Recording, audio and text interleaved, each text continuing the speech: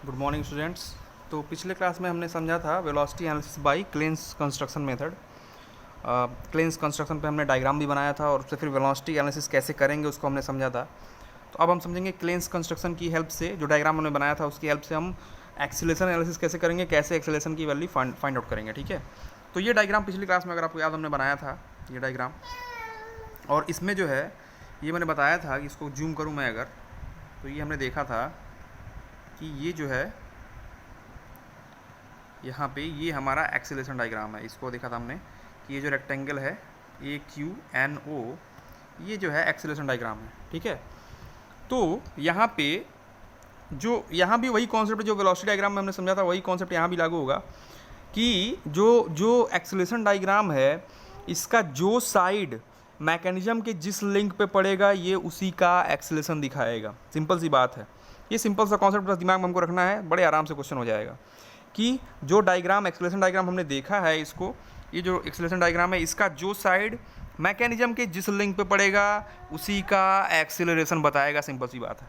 अब हमको इस डायग्राम में केवल ये देखना है कि हर एक साइड जो है इसका किस लिंक पे पड़ रहा है। ओके, तो अभी देखते हैं इसको। तो जैसे ये हमारा एक्सीलरेशन डायग्राम है, ये हमारा एक्सीलरेशन डायग्राम है, तो इसमें देखें ये वाला जो लिंक है, लिंक AO, ये सॉरी, ये जो एक्सीलरेशन डायग्राम में ये जो साइड है AO साइड जो है ये किस लिंक पे पड़ रहा है, तो ये हमको पता है कि AO जो है क्रैंक है, तो ये क्रैंक पे पड़ रहा है। मतलब कि ये किसका AO जो लिंक है, ये AO जो साइड है एक्सीलरेशन डायग्राम में, ये किसका एक्सीलरेशन बताएगा, तो ये जो है क्रैंक का एक्सीलरेशन बताएगा। अब ऑलरेडी हम बात कर चुके हैं कि क्रैंक का केवल रेडियल एक्सीलरेशन होता है, टेंजेंशियल एक्सीलरेशन नहीं होता है, क्योंकि टेंजेंशियल जो एंगुलर एक्सीलरेशन हमने माना है क्रैंक का उसको हमने 0 माना है, इसलिए इसमें कोई टेंजेंशियल एक्सीलरेशन नहीं आएगा। ठीक है, तो इसमें केवल रेडियल एक्सीलरेशन आएगा, तो रेडियस डायरेक्शन में ये हमारा इसका एक्सीलरेशन आएगा। ओके, तो ये जो लिंक, ये जो OA साइड है ये दिखाएगा radial acceleration of crank, radial acceleration of crank. ठीक है, अब अगला जो साइड है इसमें AQ, ये किसका एक्सीलरेशन दिखाएगा, तो ये साइड जो AQ है ये देखिए पड़ रहा है, ये कनेक्टिंग रॉड पे पड़ रहा है, ये पीछे से कनेक्टिंग रॉड है, तो मतलब AQ जो है ये कनेक्टिंग रॉड का एक्सीलरेशन दिखाएगा। अब चूंकि ये रॉड की डायरेक्शन में ही पड़ रहा है, मतलब कि ये कनेक्टिंग रॉड का ये रेडियल एक्सीलरेशन दिखाएगा। ठीक है, रेडियल जो लिंक पे ही अगर पड़ रहा है, ठीक है, तो वो उसका रेडियल एक्सीलरेशन दिखाएगा, लेकिन लिंक अगर परपेंडिकुलर डायरेक्शन में अगर साइड पड़ रहा है तो वो फिर टेंजेंशियल एक्सीलरेशन दिखाएगा। ठीक है, तो ये AQ जो है ये कनेक्टिंग रॉड पे ही पड़ रहा है, तो कनेक्टिंग रॉड का रेडियल एक्सीलरेशन दिखाएगा।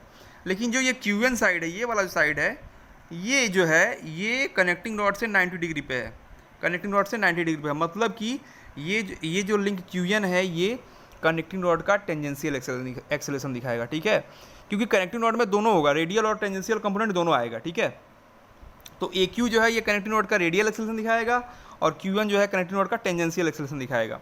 अब लास्ट में जो बचा हुआ है वो साइड है ON, ये साइड बचा है लास्ट में, तो ये ON जो है ये बचे हुए लिंक का एक्सीलरेशन दिखाएगा। बचा हुआ लिंक कौन सा है, क्रैंक और कनेक्टिंग रॉड तो हो गया है, बचा हुआ है पिस्टन, तो मतलब ON जो है ये पिस्टन का एक्सीलरेशन दिखाएगा। और पिस्टन में हमको पता है पिस्टन में केवल लीनियर मोशन होता है, कोई रोटरी मोशन नहीं होता है, तो पिस्टन में तो रेडियल कंपोनेंट होने का कोई मतलब ही नहीं है, तो पिस्टन में केवल लीनियर एक्सीलरेशन ही आएगा। तो केवल ये देखिए लीनियर, ये डायरेक्शन भी इसका पिस्टन डायरेक्शन में है, तो ये जो ON लाइन है ये पिस्टन का जो है लीनियर एक्सीलरेशन दिखाएगा। ठीक है, यही पिस्टन का एक्चुअल एक्सीलरेशन भी होगा। ठीक है, तो अभी कैसे आप फाइंड आउट करेंगे कि स्केल क्या है, क्या एक स्केल है और कैसे फाइंड आउट करेंगे इसको हम। तो स्केल निकालने के लिए हमको पता है ये जो साइड है, ये साइड जो AN साइड है इसका हमको वेलोसिटी पता है, वेलोसिटी हमने अभी वेलोसिटी डायग्राम में हमने वेलोसिटी निकाला था, तो उस वेलोसिटी की हेल्प से हम इसका रेडियल एक्सीलरेशन निकाल सकते हैं। और जब इसका रेडियल एक्सीलरेशन निकल जाएगा तो हमको इसकी लेंथ पता है, इसको हम स्केल से मेजर कर सकते हैं, तो उस लेंथ की हेल्प से हम स्केल निकाल सकते हैं कि कितना मीटर पर सेकेंड स्क्वायर एक्सीलरेशन जो है कितने सेंटीमीटर लेंथ के बराबर है। ठीक है, तो पहले हम क्या करना है, सबका लेंथ मेजर कर लेंगे, सारे साइड का, AO का, QN का, AQ का और ON का, सबका लेंथ हम मेजर कर लेंगे। ठीक है, तो यहाँ हमने देखिए क्या किया है, इसको मैं थोड़ा स्मॉल करता हूँ।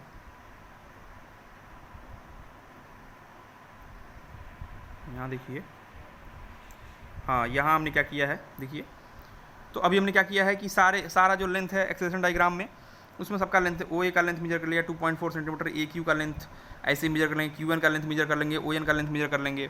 अभी हमको इसका ए जो क्रैंक है उसका रेडियल एक्सेलरेशन कैसे निकलेगा, V square A by O A. V square A हम वेलोसिटी डायग्राम में निकाल चुके हैं, 9.6 मीटर पर सेकंड स्क्वायर आया था, तो इसको यहाँ पुट कर देंगे। और ओ ए का जो लेंथ है 0.48, 480 mm लेंथ है, तो 0.48 मीटर में हो जाएगा। तो यहाँ ए आर की वैल्यू आएगी 192 मीटर पर सेकंड स्क्वायर। मतलब ये जो रेडियल एक्सेलरेशन है वो 192 मीटर पर सेकंड स्क्वायर है, जिसको हम 2.4 सेंटीमीटर लेंथ से दिखा रहे हैं। तो ये स्केल कितने का बनेगा, इसको कैसे फाइंड आउट करेंगे, तो क्या करेंगे हम 2.4 से 192 को डिवाइड कर दो, या फिर सिंपल सा फंडा लगा लो कि acceleration equal to scale into length.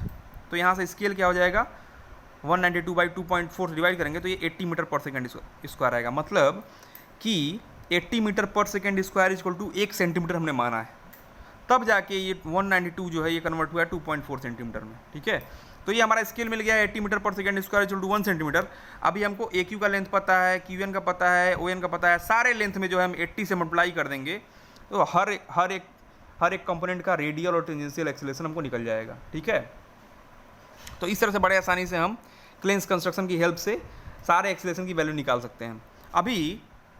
अभी इसमें जैसे जो हमारा क्रैंक है उसमें केवल रेडियल एक्सेलरेशन है, कोई टेंजेंशियल कंपोनेंट है नहीं, तो उसका रेडियल ही एक्चुअल एक्सेलरेशन हो जाएगा। जो पिस्टन है उसमें केवल लीनियर एक्सेलरेशन है, उसमें कोई रेडियल कंपोनेंट नहीं है, तो उसमें लीनियर एक्सेलरेशन ही एक्चुअल होगा। लेकिन जिस कंपोनेंट में रेडियल और टेंजेंशियल दोनों आ रहे हैं उसमें हम एक्चुअल कैसे निकालेंगे, तो ये देखिए, इसके लिए जैसे ये डायग्राम हमने देखा है, एक मिनट, ये डायग्राम था, तो जैसे मैंने कहा कि ये जो क्यू एन लेंथ है ये कनेक्टिंग रॉड की रेडियल कंपोनेंट को दिखा रहा है, ये सॉरी ए क्यू जो लेंथ है, और ये जो क्यू एन है ये कनेक्टिंग रॉड की टेंजेंशियल कंपोनेंट को दिखा रहा है। तो अब इसका एक्चुअल एक्सेलरेशन कनेक्टिंग रॉड क्या होगा, तुम क्या करेंगे, इन दोनों का रिजल्टेंट निकाल लेंगे। अब समझिए वेलोसिटी, ये जो है वेक्टर एडिशन करना है एक तरह से, ए क्यू और क्यू एन का वेक्टर एडिशन करना है। तो वेक्टर एडिशन कैसे होगा, इस एंड से इस एंड को हम मिला देंगे। ठीक है, तो ये जो लेंथ होगा ए से लेकर एन तक, ये जो है ये कनेक्टिंग रॉड का एक्चुअल एक्सेलरेशन बताएगा। तो हमको कुछ नहीं करना है, सिंपली ए से लेकर एन तक का लेंथ को हम स्केल से मेजर कर लेंगे, और जितना सेंटीमीटर आएगा उसमें हम 80 से जो स्केल निकला है 80 मीटर पर सेकंड स्क्वायर उससे मल्टीप्लाई कर देंगे, तो फिर कनेक्टिंग रॉड का एक्चुअल एक्सेलरेशन निकल जाएगा। ठीक है, तो इस तरीके से बड़े आसान ईजी वे में हम सारा एक्सेलरेशन जो है फाइंड आउट कर सकते हैं क्लेंस कंस्ट्रक्शन का डायग्राम बना के। ठीक है, तो ये मेथड है, ये मेथड फॉलो करके बड़े आराम से हम जो है एक्सेलरेशन एनालिसिस को कर सकते हैं। ठीक है, तो यहाँ पे जो है क्लेंस कंस्ट्रक्शन हो गया। अब नेक्स्ट जो टॉपिक है वो है कोरियोलिस एक्सेलरेशन। ठीक है, लास्ट टॉपिक है ये यूनिट 1 का, बहुत इंपॉर्टेंट है। ठीक है, क्या होता है कोरियोलिस एक्सेलरेशन, इसको देखते हैं हम। डिफिनीशन वाइज अगर समझें तो देखिए यहाँ क्या लिखा है, this acceleration will always be associated with a slider when a slider is sliding on a rotating object. This acceleration is given by A C equal to 2v omega. ठीक है, इसका मतलब क्या है कि मान लीजिए कोई रॉड है, ये कोई रॉड है। ठीक है, इसको हमने यहाँ फिक्स कर दिया है रॉड को, और ये रॉड जो है रोटेट कर रहा है, इस फिक्स पॉइंट के बाद रोटेट कर रहा है। ठीक है, और इस रॉड पे हमने एक स्लाइडर लगाया है जो इस रॉड पे स्लाइड कर रहा है। ठीक है, ये रॉड तो रोटेट कर ही रहा है ओमेगा वेलोसिटी से, इस पर हमने एक स्लाइडर लगाया है जो इस पर ऊपर नीचे स्लाइड कर सकता है। ठीक है, और मान लो इस स्लाइडर की वेलोसिटी है v।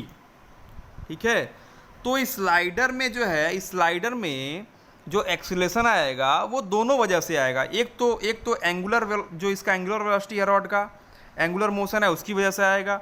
दूसरा जो स्लाइडर स्लाइड कर रहा है ऊपर नीचे लीनियर वेलोसिटी में, उसकी वजह से आएगा। तो ये दोनों कंपोनेंट मिला के जो एक्सीलरेशन बनता है उसको हम बोलते हैं कोरियोलिस एक्सीलरेशन। ठीक है, उसका फॉर्मूला क्या होता है, 2 × v × ओमेगा, जहाँ पे v क्या है स्लाइडर की लीनियर वेलोसिटी है, और ओमेगा क्या है जिस पे स्लाइडर स्लाइड कर रहा है उस रॉड की एंगुलर वेलोसिटी है। ठीक है, तो जैसे यहाँ हमने एग्जांपल एक देखा है, यहाँ नीचे, यहाँ हम एग्जांपल देखेंगे कि, थोड़ा जूम करता हूँ मैं, एक मिनट।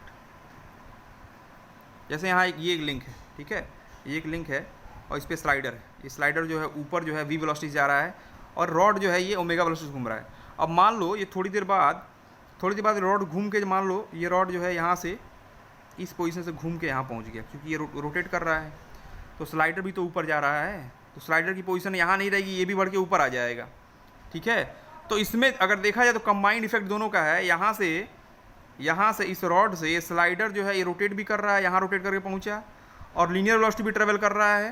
तो इस लीनियर वेलोसिटी में रोटेशन को हम ऐड करेंगे तो रॉड यहाँ पहुँच जाएगा। मतलब दोनों का इफेक्ट है, रोटेशन का भी इफेक्ट है और लीनियर वेलोसिटी का भी इफेक्ट है, इसलिए दोनों इफेक्ट को काउंट करना पड़ेगा हमको। ठीक है, तो इस कारण जो है इस रॉड पे जो है कोरियोलिस एक्सीलरेशन वर्क करेगा, जिसकी वैल्यू होती है 2 × v × ओमेगा। अभी इस एक्सीलरेशन का डायरेक्शन किधर होता है, इसको थोड़ा समझना जरूरी है। ठीक है, इसमें क्या होता है कि जैसे ये रॉड है, मान लो ये रॉड है, तो इसका डायरेक्शन कैसे हम देखेंगे, तो इसका डायरेक्शन देखने का तरीका यहाँ देखिए लिखा भी हुआ है कि, एक मिनट, डायरेक्शन देखने का तरीका क्या लिखा हुआ है, direction of Coriolis acceleration take the sense of omega clockwise और एंटी क्लॉकवाइज। मतलब जो रॉड जो रोटेट कर रहा है उसकी एंगुलर वेलोसिटी हमको देखनी है कि वो क्लॉकवाइज घूम रहा है कि एंटी क्लॉकवाइज घूम रहा है। उसके बाद rotate the velocity vector in that sense by 90 degree. उसके बाद जो स्लाइडर जिस डायरेक्शन में मूव कर रहा है, चाहे अपर डायरेक्शन मूव कर रहा है चाहे लोअर डायरेक्शन मूव कर रहा है, उस डायरेक्शन को हमको एंगुलर वेलोसिटी के डायरेक्शन में 90 डिग्री से घुमाना है। ठीक है, मतलब मान लो एंगुलर वेलोसिटी क्लॉकवाइज में है तो वेलोसिटी वेक्टर को पढ़ के क्लॉकवाइज 90 डिग्री से घुमा दो। अगर एंगुलर वेलोसिटी एंटी क्लॉकवाइज में है तो वेलोसिटी वेक्टर को पढ़ के एंटी क्लॉकवाइज में 90 डिग्री से घुमा दो। ठीक है, जैसे एग्जांपल ऊपर वाला देखेंगे समझ में आएगा कि जैसे ये डायग्राम, यही पहला जो एग्जांपल हम देखा इसी देखो, तो यहाँ पे देखो अगर ये जो रॉड है ये इसमें ओमेगा जो है ये क्लॉकवाइज है। ठीक है, ओमेगा क्लॉकवाइज है, मतलब कि वेलोसिटी वेक्टर को हमको क्लॉकवाइज घुमाना है 90 डिग्री से। ठीक है, अब हमको देखना है वेलोसिटी वेक्टर ऊपर है नीचे है, तो यहाँ देखो स्लाइडर जो है ऊपर की तरफ जा रहा है, मतलब वेलोसिटी वेक्टर ऊपर होगा, तो मतलब ये वेलोसिटी वेक्टर का डायरेक्शन ऊपर की तरफ हो गया। अब इसको हमको 90 डिग्री से घुमाना है किस डायरेक्शन में, जिस डायरेक्शन में ओमेगा है, ओमेगा हमने देखा क्लॉकवाइज है, तो इसको क्लॉकवाइज घुमाना है, मतलब इसको हम क्लॉकवाइज घुमा देंगे कितना डिग्री से, 90 डिग्री से। ये 90 डिग्री हो गया, तो ये जो है डायरेक्शन हो गया, ये जो एरो बनेगा ये होगा डायरेक्शन कोरियोलिस एक्सीलरेशन का। और चूंकि कोरियोलिस एक्सीलरेशन जो है, अब इसको यहाँ नहीं दिखाएंगे हम, चूँकि कोरियोलिस एक्सीलरेशन जो है ये स्लाइडर से जुड़ा है तो इसको स्लाइडर पर ही दिखाएंगे हम। तो यहाँ देखो ये वेलोसिटी वेक्टर से है, यहाँ से इसको हमने इस तरफ स्लाइडर से लगा के दिखाया है, AC, इसको हमने AC से रिप्रेजेंट किया है। ठीक है, तो ये हो गया कोरियोलिस एक्सीलरेशन। ठीक है, और भी इससे बहुत सारे एग्जाम्पल हो सकते हैं। ठीक है, जैसे बहुत सारे क्वेश्चन ऐसे होते हैं इसमें समझ में नहीं आता कि स्लाइडर किस रॉड पे रोटेट कर रहा है, या फिर और भी बहुत सारे उसमें लिंक होते हैं, कॉम्प्लेक्स क्वेश्चन होते हैं। तो इसमें एग्जांपल थोड़ा देखते हैं हम। और जैसे यहाँ पे जो है ये क्रैंक एंड स्लॉटर लीवर का एक एग्जांपल दिया है। ठीक है, ये जो है क्रैंक एंड स्लॉटर लीवर है, तो यहाँ पे क्रैंक है और ये रॉड है और इस पर स्लाइडर लगा हुआ है, और ये जो है ये फिक्स है।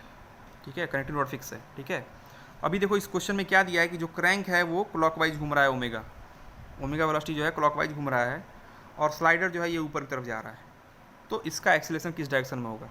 ठीक है, तो अभी क्या हमको पता है कि अब यहाँ जो क्रैंक है ये क्लॉकवाइज में घूम रहा है।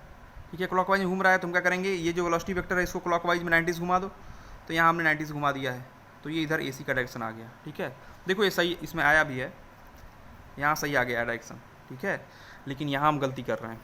ठीक है, देखो हमको एंगुलर वेलोसिटी उसका देखना है जिस पे स्लाइडर स्लाइड कर रहा है। ये स्लाइडर जो है ये क्रैंक पे स्लाइड थोड़ी ना कर रहा है, क्रैंक से केवल जुड़ा है। ये स्लाइडर स्लाइड किस पे कर रहा है, स्लाइडर स्लाइड कर रहा है इस रॉड पे, ये जो नीचे रॉड है इस पे स्लाइड कर रहा है।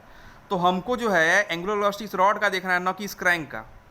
अब क्वेश्चन में कंफ्यूज करने के लिए क्रैंक का एंगुलर वेलोसिटी दिया है, लेकिन हमको देखना है इस रॉड का। इस रॉड का जो एंगुलर डायरेक्शन होगा उसी डायरेक्शन को हम फॉलो करेंगे।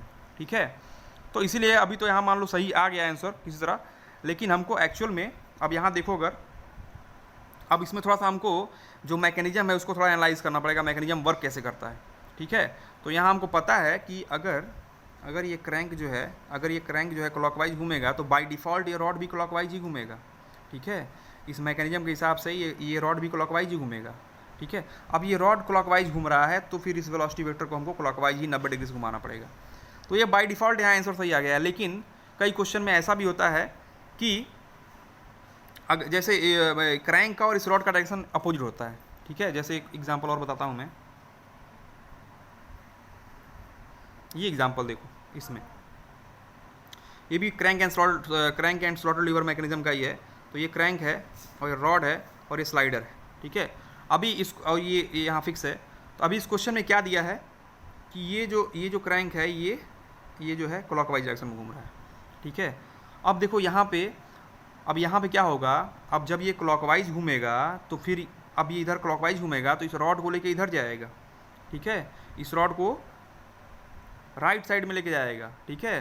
तो जब ये एक मिनट जब ये क्लॉकवाइज घूम रहा है तो ये रॉड इधर घूम रहा है, मतलब ये रॉड एंटी क्लॉकवाइज घूम रहा है। अब देखो यहाँ डायरेक्शन अपोजिट है, ये क्रैंक तो क्लॉकवाइज घूम रहा है लेकिन रॉड जो है एंटी क्लॉकवाइज घूम रहा है। तो हमको ये क्रैंक का डायरेक्शन नहीं लेना है, हमको डायरेक्शन लेना है इस रॉड का। ये जो एंटी क्लॉकवाइज डायरेक्शन है हमेशा हमको उसी रॉड का डायरेक्शन लेना है जिस पे स्लाइडर स्लाइड कर रहा है, ठीक है। तो यहाँ पे हमको कई बार हमसे गलती हो सकती है, हम क्रैंक का डायरेक्शन ही लेके चलेंगे लेकिन गलती हो सकती है, उससे क्वेश्चन गलत हो जाएगा, ठीक है। तो हमको यहाँ देखना है कि स्लाइडर जिस रॉड पे स्लाइड कर रहा है उसका डायरेक्शन किधर है। तो उसका डायरेक्शन क्या होगा, एंटी क्लॉकवाइज। मतलब कि इस स्लाइडर का जो वेलोसिटी वेक्टर है उसको एंटी क्लॉकवाइज हमको 90 डिग्री से घुमाना है। तो अब देखें इसका वेलोसिटी वेक्टर किधर है। अब ये चूंकि क्लॉकवाइज इधर जा रहा है तो स्लाइडर भी नीचे की तरफ आएगा, ठीक है। मतलब स्लाइडर का वेलोसिटी वेक्टर जो है ये नीचे की तरफ होगा। अब इसको हमको एंटी क्लॉकवाइज घुमाना है, एंटी क्लॉकवाइज मतलब ये डायरेक्शन हो गया। अब इधर जो है 90 डिग्री से हम घुमा देंगे 90 डिग्री पे, तो ये जो है कोरियोलिस एक्सेलरेशन निकल जाएगा, ठीक है। तो इस तरीके से कई बार कंफ्यूज करने वाले क्वेश्चन आते हैं, ठीक है। तो हमको बस ये क्लियर रखना है कि स्लाइडर जिस रॉड पे स्लाइड कर रहा है उसी का एंगुलर वेलोसिटी देखना है, ठीक है। तो इसकी हेल्प से बड़े आसानी से जो है कोरियोलिस एक्सेलरेशन की वैल्यू और डायरेक्शन हम निकाल सकते हैं, ठीक है। Thank you.